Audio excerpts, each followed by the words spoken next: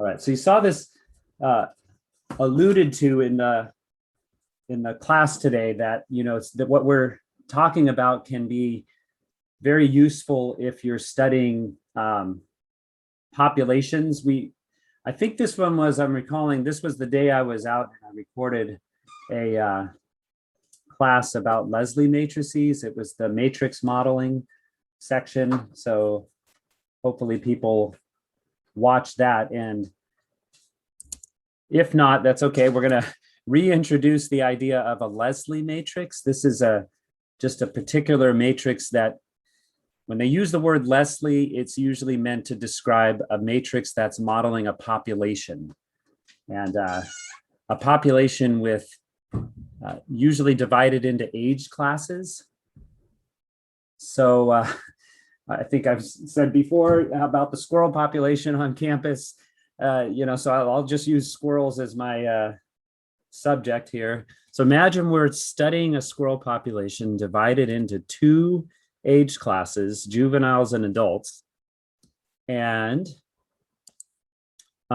each juvenile data would show that each juvenile has an average of 1 female offspring, while the adults have an average of 4. Okay, so that's information that will tell us how the population is going to grow. And also 50% of the juveniles survive to become adults. That's the survival rate. And so here's a good opportunity to kind of review that idea of a matrix diagram that helps us construct this matrix. If we think of juveniles here, adults here, and this is the one with the arrows, right? And describing how things are growing, how things are changing.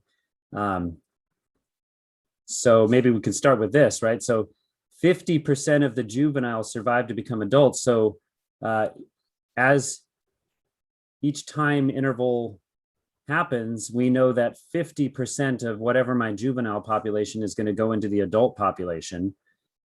We know in terms of offspring, each juvenile contributes to itself, right? It has an average of one female offspring. We're always keeping track of females when we do Leslie matrices.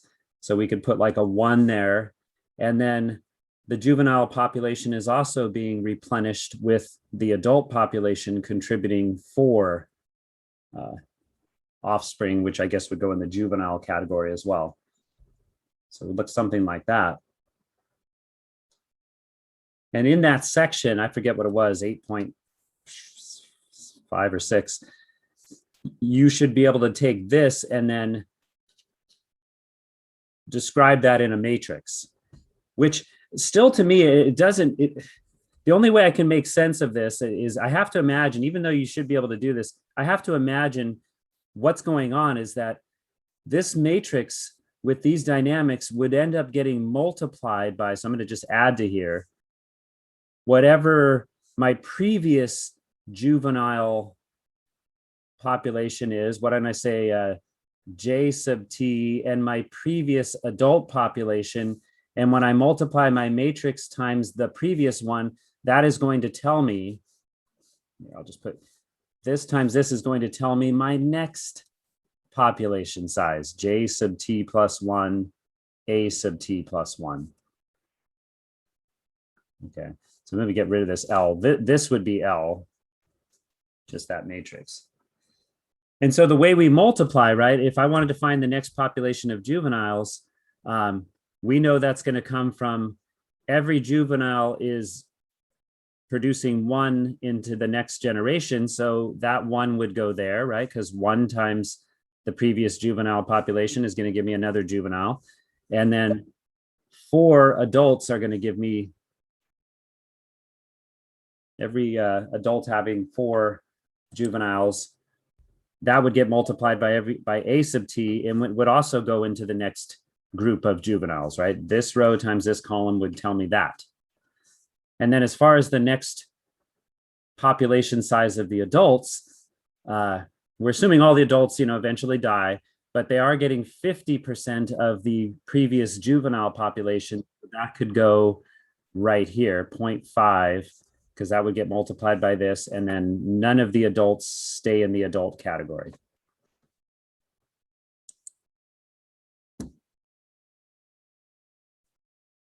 So that is this part right here we refer to as the Leslie matrix, but it's just a matrix. It's a 2x2 matrix in this case. And let's assume, we're going to study this population for a minute here. Let's assume that we have a starting population of 140. So the top number is our juveniles and the bottom number is our adults. 100 juvenile squirrels, 40 adult squirrels. And let's find the population size over, maybe this is different generations, not necessarily different years or whatever, but over the next generation.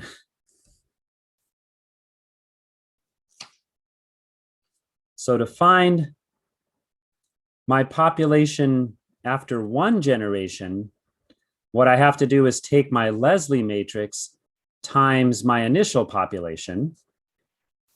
And that is going to be 1,4.50 times 100 and then 40. And that's going to give me 1 times 100 plus 4 times 40. So that's 100 plus 160 is 260 now juveniles in my next squirrel population. And 50% of 100 is giving me just 50 adults. So the next, generation of squirrels, now we can see that the juvenile population is really taking over. The adult population grew a little bit, right?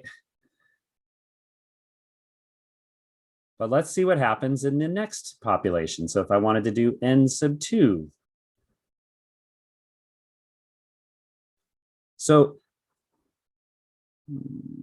here's what I want to do. Okay. Of course, the logical way to do that was I would just take my Leslie matrix again and apply it to this population. So I would take L times n sub 1.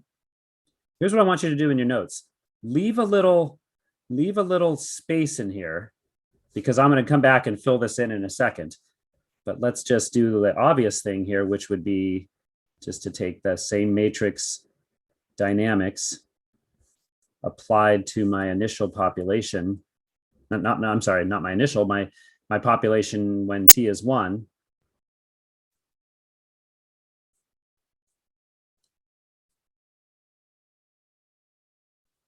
So I get 260 plus 200. So the juvenile population is certainly thriving.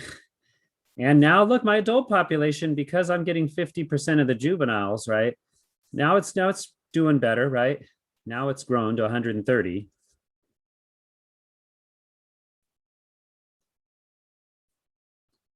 And then let's do one more. Let's see what our population size is when t equals 3. So the logical way to do it would be to take L times my population from the generation before, n sub 2. Again, leave a little gap here.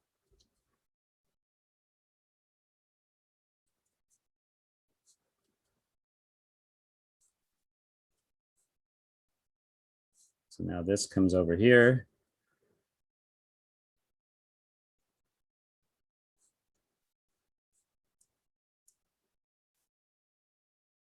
So I'm going to get 460 plus, what's 4 times 13 is 52. So that's 520. 460 plus 520. That's going to be 980, I think. And then 50% of my juvenile population is 230.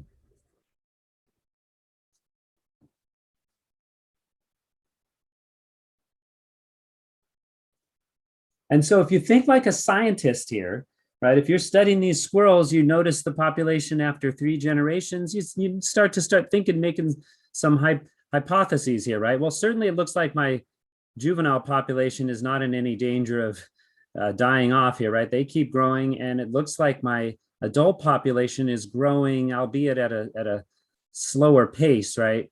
But what we want to know is what's going to happen long term, right? That's a natural question, I think. What is the long-term behavior?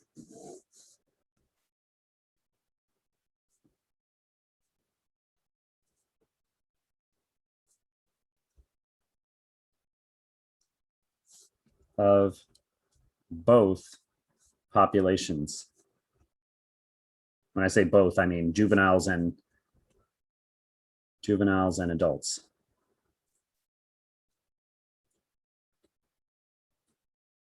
You know, for example, right now we're seeing the overwhelming bulk of the population is in the juvenile population, not as many adults. But is that going to change, right? With these dynamics, is that likely to change? Is there some way that maybe the adult population will start to be bigger than the juvenile population, right? We've only studied 3 generations here. So how would we know that, right?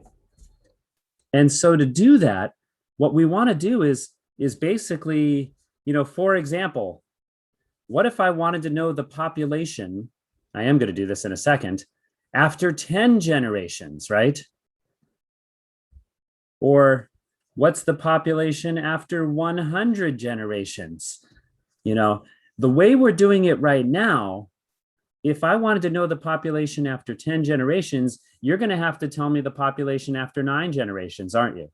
I'm going to need to know the population size from the generation before, which means I'm going to have to keep going down this process and keep multiplying this out. Do you see that's going to take a lot of work, isn't it? So what we've been discussing, what you discussed in class, is there's another approach to solving for the population size at some bigger number other than just continuing to go one by one here, right? So that's why I left space here. If you notice, to find the population after generation 2, it was L times N1. But how did I find N1 itself? N1 came from this. So I could think of this as L times another L times my initial population size, which is L squared times my initial population size. Similarly, right here, N sub 3 is L times N sub 2, but what is N sub 2? N sub 2 is this, which is really this, right? So I could think of this as L times L squared N naught, which is L cubed times N naught. And so what this is suggesting is, if we could find a way to, first of all, remember L stands for this matrix, to raise a matrix to some power. And then I could just multiply it by my initial population, which would always be known, right? You would always know your initial population or you can't figure anything out. So this is suggesting, here we go, got my pages in there. There we go.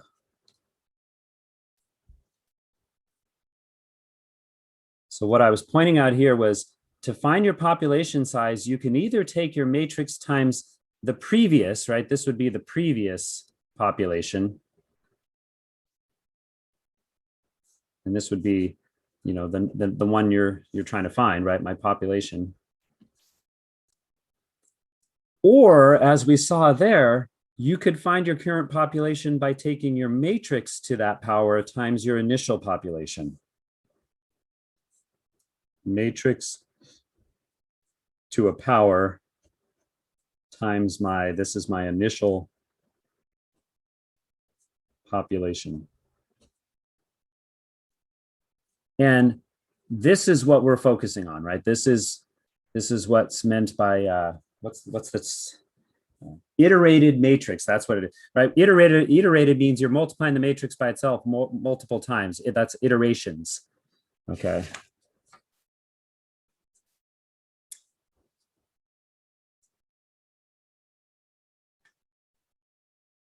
Now, it turns out that there's 2 ways to find this. I just changed the notation so it would match the book, to find a matrix to a power times some vector, some initial condition vector, initial population size. One of them was what was addressed at the end of class today, which was the subject of most of the pre-recorded videos, was this idea of rewriting matrix A as P times the diagonal matrix made up of your eigenvalues times P inverse, and then timesing that by your initial population size. And I'm glad I hung into class there towards the end, because it seemed like she was saying, this is important. Someone asked the question and she didn't dismiss that, hey, if there's certain fields where you're going to want to know how to do this, I get that. But she basically alluded that this is the way that seems to be the easier way to do it, and the way she's going to likely do it. So I still am not clear if you're responsible for knowing this for the test. Maybe someone can follow up or something, or if we're going to get by just knowing this. So I do have an example of this. We can do this, but I thought we'd start with this today, since that's what you did with class.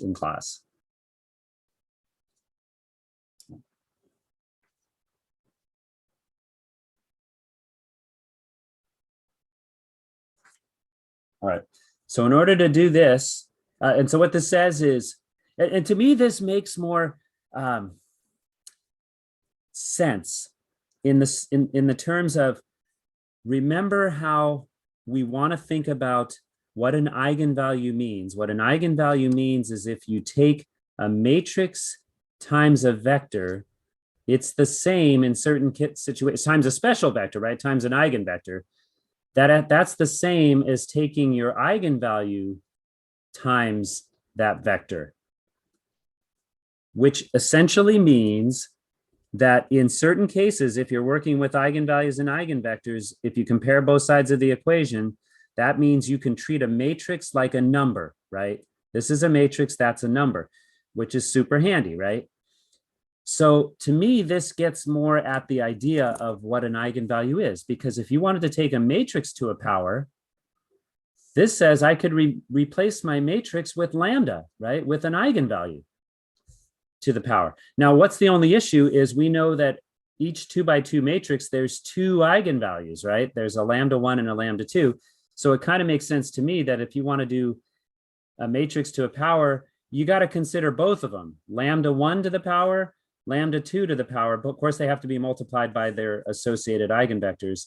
And then these would just be some constants that would be determined by your initial population size.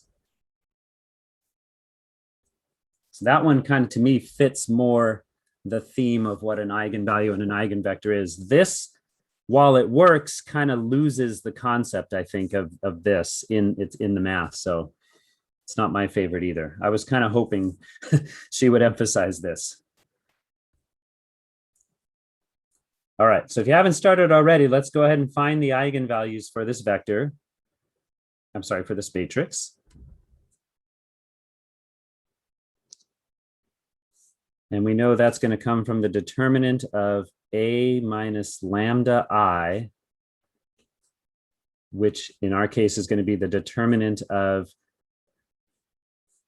this is going to be 1 minus lambda, 4, 1/2, 0 minus lambda. And we're going to set this equal to 0.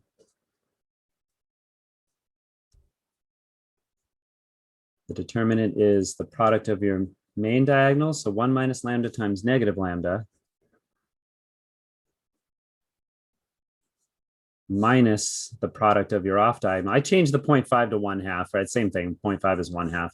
So that would be minus 2.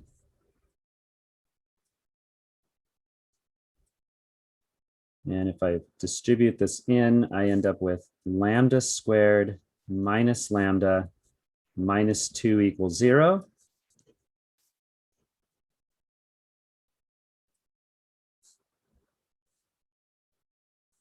Fortunately, factors nicely. If it didn't, we have our quadratic formula as backup. Lambda minus 2, lambda plus 1 gives me lambda equals 2 or lambda equals -1. Yeah, and what's true with either formula you use, you're going to need your eigenvalues, because that's what the diagonal matrix is made up of.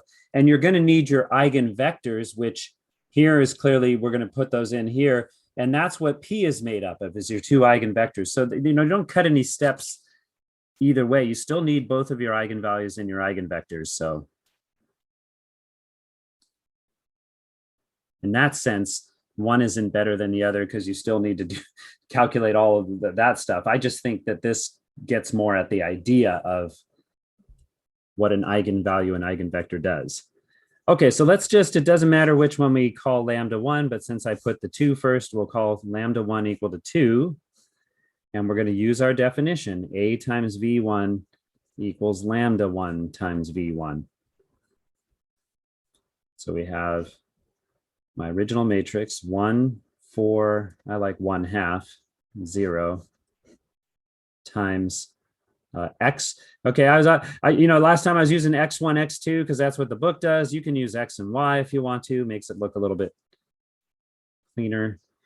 Would equal 2 times my eigenvector that I'm looking for.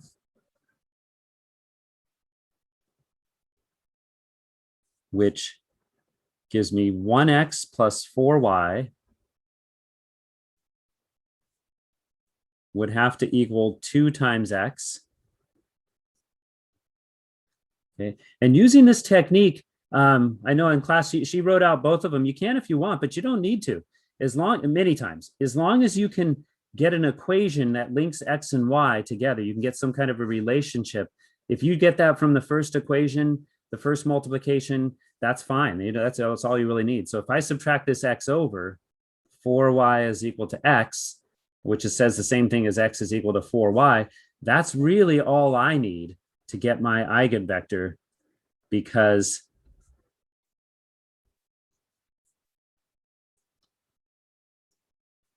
if x is equal to 4y, what I would do is choose y to be 1. I would choose a number for y. If y is 1, that means x is going to be 4 times 1. X is equal to 4.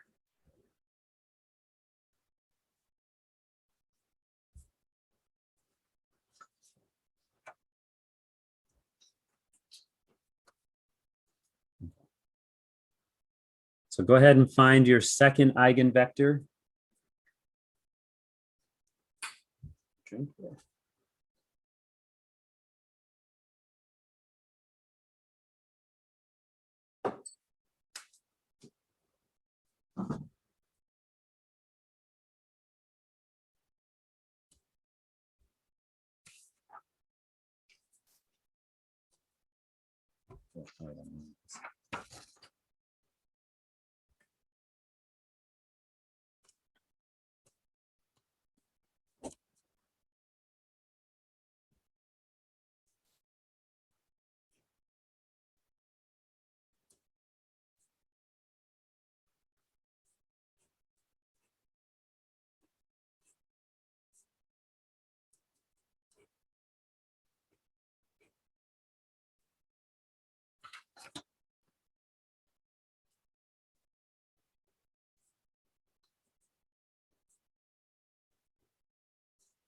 So matrix times my vector, -1 times my vector, x plus 4y equals -x. I guess I'll subtract the x over here. So I have 4y is equal to -2x. Doesn't matter which one you solve for, really. Maybe this time I'll solve it for y. If I divide by 4, y is equal to -1/2 x. Or you could have x equals -2y. It doesn't really matter. But from here, what I would say then is let's choose to avoid fractions. It's totally fine to have a fraction, but if I want to avoid fractions for future calculations, I would let x be 2 this time.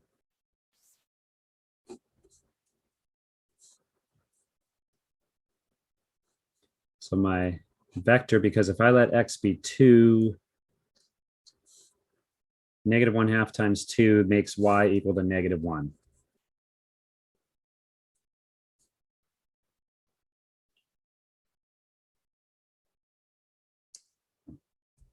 And using where to go?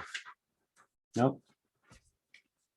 So now that we have our eigenvalues and our eigenvectors, if we think about our formula, we know most everything except for our constants.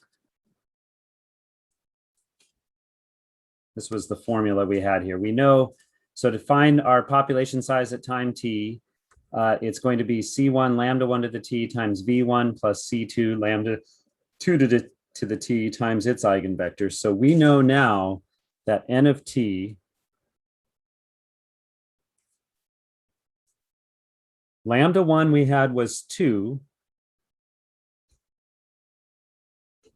And the eigenvector for that we got was 4, 1.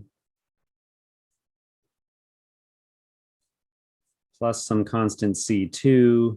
My second eigenvalue was negative 1 to the t times its eigenvector was 2, negative 1.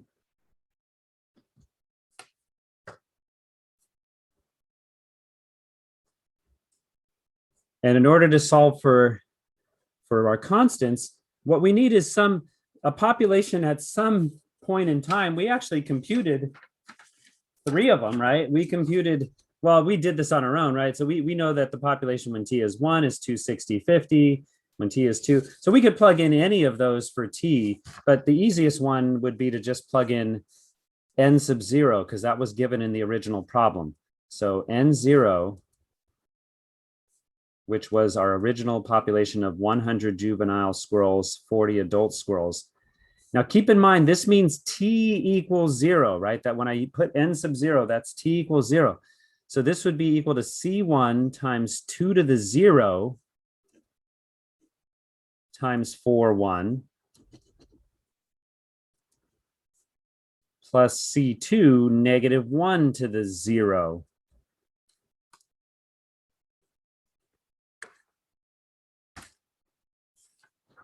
And that's what's so nice about plugging in 0 is 2 to the 0 is just 1. This is just 1. So both of these are just 1. And now we do this in 17C too. We have to kind of get used. Do you see there's 2 equations in here? There's 2 equations in here. One of them is if I read the top number, this 100 should be equal to C1 times the top number here plus C2 times the top number there. So one equation is 100 equals 4C1 plus 2C2. And the other equation, if I read the bottom numbers of my vectors, 40 has to equal C1 minus C2.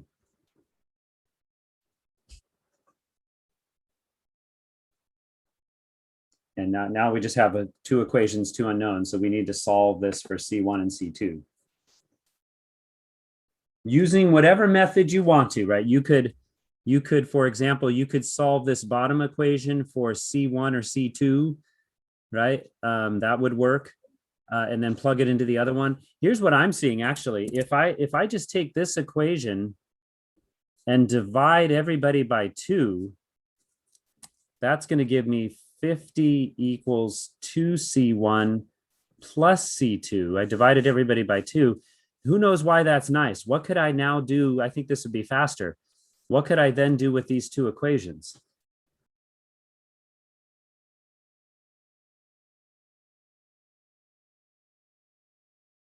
Do you see? Remember this technique, elimination? If I take these 2 equations and add them together, the bonus here is that negative C2 plus positive C2, those will cancel out, and I end up with 90 equals 3C1. So C1 is clearly going to be 30. And if I want to know what C2 is, I can just plug this 30 back into either one of my equations. So maybe I'll plug it back into here because that looks a little bit easier. 40 equals 30 minus C2. So C2 is going to have to be negative 10.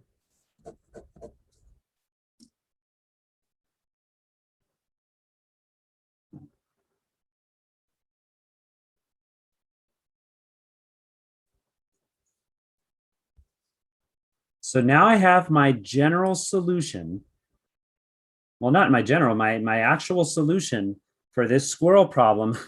If I put those constants back in, my population of squirrels at any time t, I've now figured out is C1, which is 30 times lambda 1 to the t. So that's 2 to the t.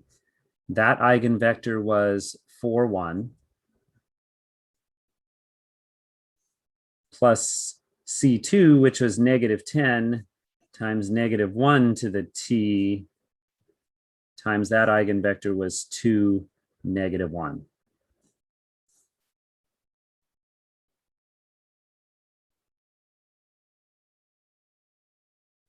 And this is, I suspect, something you're going to need to be able to do is work through all of this. Now, what might happen, I mean, well, I don't know. I mean, the final exam, you've got a whole couple hours. I don't know how long. Well, probably she's going to make it shorter than that, so you have time to submit it. This process seems kind of long to get to here. But what if, for example, you were given the eigenvalues and the eigenvectors of your matrix, and then all you had to do was plug in the initial condition to solve for the constants? Then that wouldn't be too hard to get to that, right? Now, she touched on this a little bit in class today, but I want to hit on it more because it's kind of a big part of this section. We can now use this to figure out our squirrel population at any time t here, right?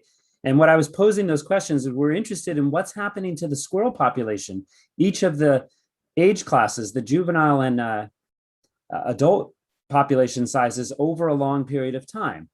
And so how can we analyze that?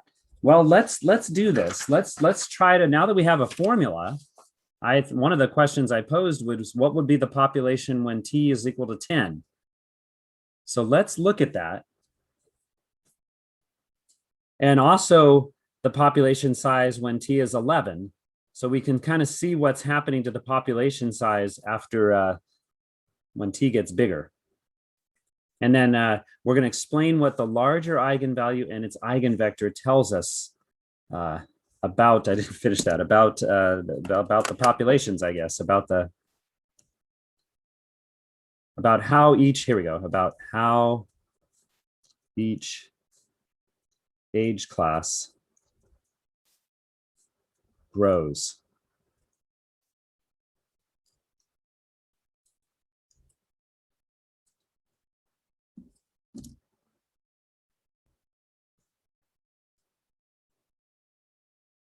So using this, if I want to know my population at time 10, it's going to be 30 times 2 to the 10th times the vector 4, 1 plus negative 10 times negative 1 to the 10th times the vector 2, negative 1. But what the heck does this all mean, right? What does that mean? Remember that the population, I can get rid of this now. N sub 10 stands for my population. I'm going to write it like this: my juvenile population after 10 generations and my adult population after 10 generations. And how would I find my juvenile population? I would be reading the top numbers, right? I'd be just reading these numbers times the top number. So that would be equal to, let's just put it in a matrix form. It would be 30 times 2 to the 10th times 4 plus, well, minus negative 10 times negative 1 to the 10th times 2. And my adult population would be 30 times 2 to the 10th times 1, though, minus 10 negative 1 to the 10th times negative 1. And we can work this out as, actually, I think I have this somewhere, but if someone has a calculator, that might be useful. Well, here, no, actually, I want you to see both parts of the calculation here. I have these numbers here somewhere. Hang on.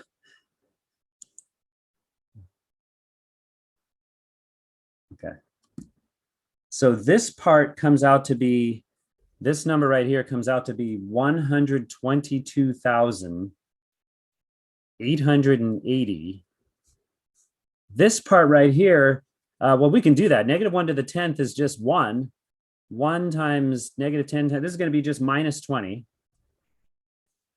This number right here comes out to be 30,720.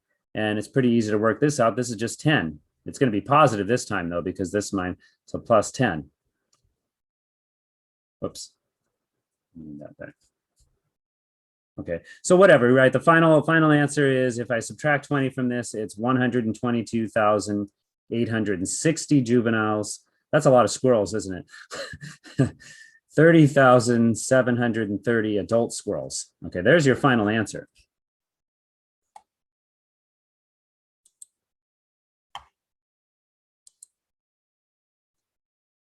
But here's a really important idea then.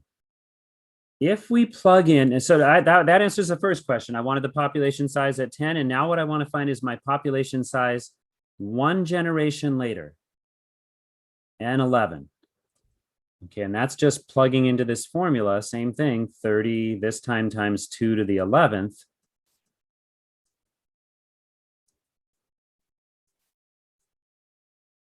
Minus 10, -1 to the 11th. Times the vector 2, -1.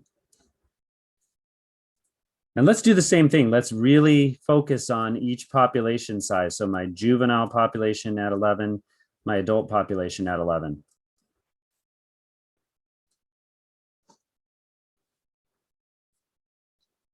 So then I would have 30 times 2 to the 11th times 4.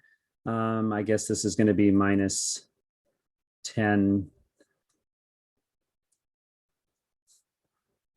And then 30 times 2 to the 11th times 1, minus 10 times -1 to the 11th times -1. Okay. Now here is one of the, I have 2 questions for you. These are kind of the big questions of the day here, okay? Can somebody tell me, without a calculator, how does this number, if I picked up a calculator and worked this out, can you tell me how does this number compare? Remember, the previous population size was this.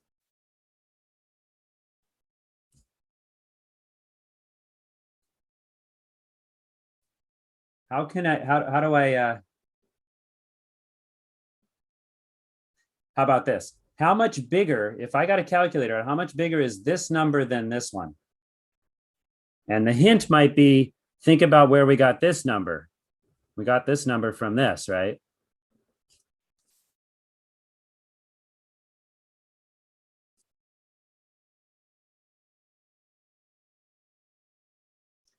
How many people see that that should just be that number precisely times 2, right? The only difference between this number and this number is 2 to the 11th means I'm just multiplying this number by another 2, right? Because if I put another 2 there, that would be 2 to the 11th. So this number right here, how do I put, I guess I'll go from here to here. Here we go, from there to there. That's double, exactly times 2, okay? And same thing, notice here, right? This is the same thing. This population right here, to get to this one, because if you think about, again, think about where it came from right here. This is also double. And you can see why, right? Because the only thing that's going to change is the power of 2 here, right, in our formula. Now, what happens here? Okay. Let's actually work this out now. So what is that double, that number there? That ends up being, I wish I could do that in my head. Oh, I don't have it worked out. What is that number? 245,000 something, 245,000 something. Okay, how about this? Rather than,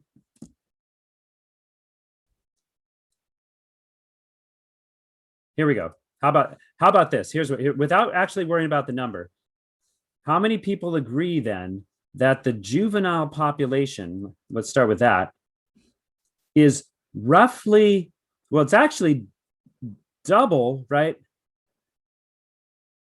it's roughly going to be double my juvenile population at 10. Why? Because look at this. Let's go back to this one where we actually had numbers. Your juvenile population when t was 10, you had this huge number. Oh yeah, and then minus 20, right? How many people agree that this if you're talking about this many squirrels, these numbers are pretty much insignificant, right? Like we don't really need to worry about that. This is pretty much giving me my population size. And the same thing's going to happen here, right? This number right here, I can already tell you is going to end up being, let's see, that'll be minus times minus. This is just going to be plus 20. Again, this is just going to be plus 20. This number right here, negative, negative, this number is just going to be minus 10. So you're going to be taking this big number, adding 20. You're going to be taking this big number, subtracting 10. For all intents and purposes, those guys aren't going to matter, right? So my population at when t is 11 is going to be roughly twice, my juvenile population will be roughly twice my population at time 10, and it's going to be roughly twice my adult population at time 10, right? This because both of these are double. So here's the big question then. And then what would, okay, here we go. What would my juvenile population at time 12 be? And my adult population at time 12 be roughly? It would probably be roughly double my population size at 11 and roughly double my population size at adults at 11, right? So we picked up on a really important thing here.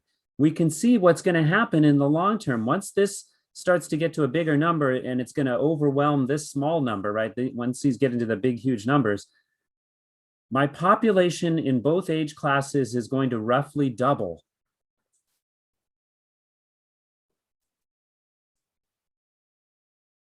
Population in both age classes. I know I'm running out of time here, but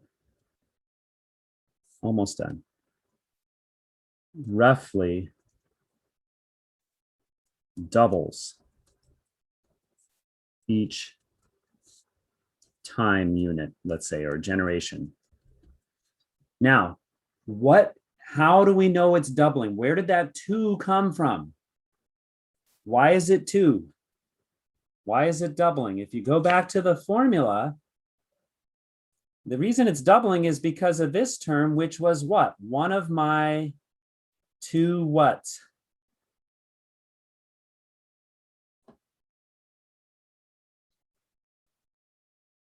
It's because the 2 was my biggest eigenvalue. Do you see that?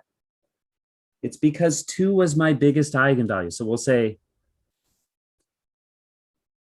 this happened because lambda equals 2 was, first of all, bigger than 1, right? Greater than 1.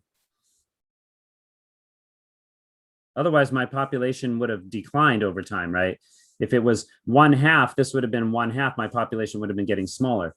Greater than 1 and bigger than the other lambda 2, which was -1. Okay. So there's this idea in population growth models. If you're doing this for a different population, the larger eigenvalue basically dictates how the population is going to grow from generation to generation. And I have one more thing to say after this. The larger lambda dictates how the population grows.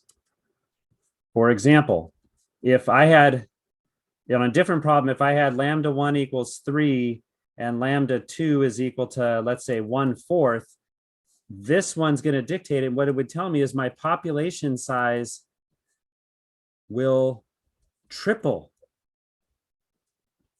each time unit, right? You can certainly see why, right? If I put this to the t, a fraction to the t over time, that's going to just get smaller and smaller and smaller. Now there's one other, since we've gotten this far in the squirrel problem, I got to finish this off, because you got to take it all the way to this level here to get to see this in action here. So we agree, sorry, let me slide this back up. We agree that the population size is going to double for both my juvenile and my adult population each time period here. So the next question is, how much bigger is the juvenile population than the adult population after a long period of time? And that answer is hiding in here too.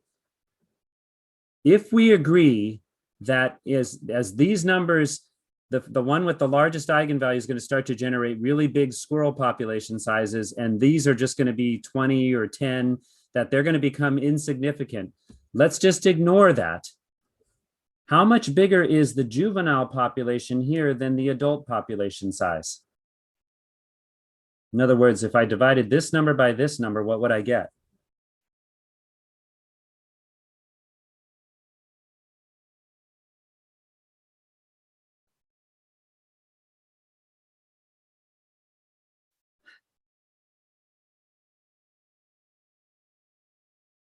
You could even take it right here. Like if I said, what's the ratio of juveniles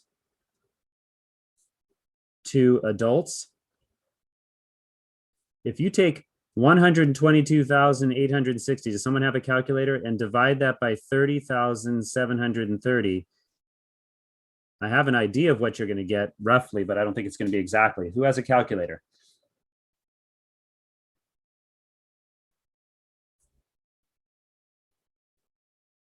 Yeah, it should be, was it 0.4? You might have done the other way if you did 30,000 over 122, but if you do it 122,000 over 30,000, it's going to be roughly 4, right? I imagine it's like 4 point something or 3.9. Now, how do I know that ahead of time? You know, how can I tell that? Well, if you look here, if I divided these two numbers, these all cancel and I'm left with 4 to 1, right? That tells me that this population is 4 times bigger than this population. Again, it's not exactly true because we have this little extra bit contributing to the population, but it's roughly true. And so what this also tells us is another important thing about this, and I'll close with this, is that this is another important point. The eigenvector associated with the largest eigenvalue tells us the ratios of the long term. I want to say long term because that's the long term ratio of age class population.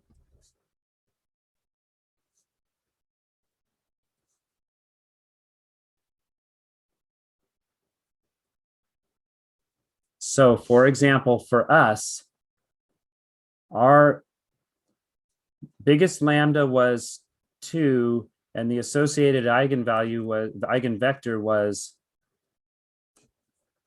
4, 1. So what this tells us is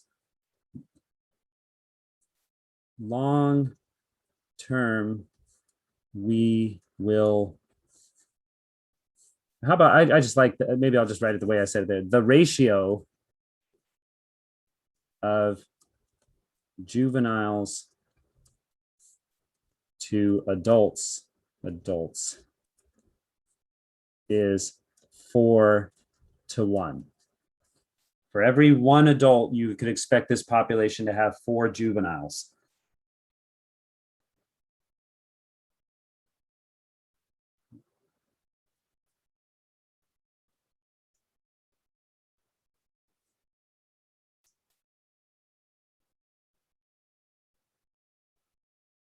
So I don't know. I mean, I know this is weird stuff, but at least we're, you know, I can't promise you're ever going to do U substitution in your field, or integration by parts later on in biology and stuff. But this to me seems like applicable math, and with a little bit of knowledge of matrices and vectors and eigenvalues and vectors, you can analyze a population pretty nicely.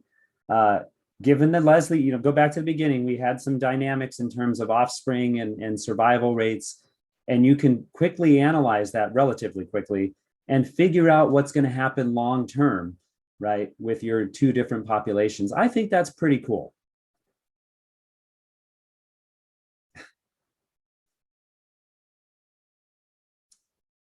All right, so let me stop and answer a question, a private question I got for summer session 2, which is when I think summer 17C is offered. I am going to be involved with the STEP program. Some of you may be aware of that. So I'm going to be teaching a class for that. But that won't take up all of my time. We don't have a co-class even if I wasn't busy teaching. We don't usually do co-classes in summer session because I believe in 17C summer session 2, you're meeting for about almost 2 hours each meeting. So you're not going to want to sit and listen to me talk after sitting through that. So what we do is we just do lots of office hours and drop-in tutoring. So there will absolutely be lots of drop-in and office hours opportunities for you if you're taking 17C in summer session 2. Yeah.